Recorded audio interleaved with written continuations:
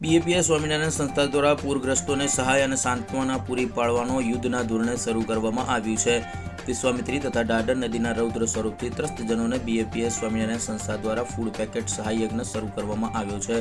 પરમ પૂજ્ય મહંત સ્વામી મહારાજની આજ્ઞાથી બીએપીએસ સ્વામિનારાયણ સંસ્થા દ્વારા યુદ્ધના ધોરણે સહાય શરૂ કરવામાં આવી છે। નારાયણ સરોવર, ચાણસદ તથા અટલાદરા મંદિરના પૂજ્ય સંતો સ્વયં આજે સામાન્ય વાહન કે ટ્રેક્ટર પર ના જઈ શક્યા હોય તેવા વિસ્તારોમાં જઈ ચાણસદ, ખલીપુર, ચાપડ, સિહોર, તલસટ વગેરે સ્થળોએ ડમ્પરમાં બેસી જીવના જોખમે ગરમ શીરો, ખીચડી, ગાંઠિયા તથા પીવાના પાણીનો સામાન લઈને પહોંચ્યા હતા। છેલ્લા 4 દિવસથી બીએપીએસ સ્વામિનારાયણ સંસ્થા દ્વારા આ સેવા કાર્ય શરૂ કરવામાં આવ્યો છે, જેમાં 25,000 લોકોને શીરો, ખીચડી અને ગાંઠિયા પૂરી પાડી ભૂખ્યાને ભોજન આપી માનવતાનું ઉત્તમ ઉદાહરણ પૂરું પાડ્યું છે।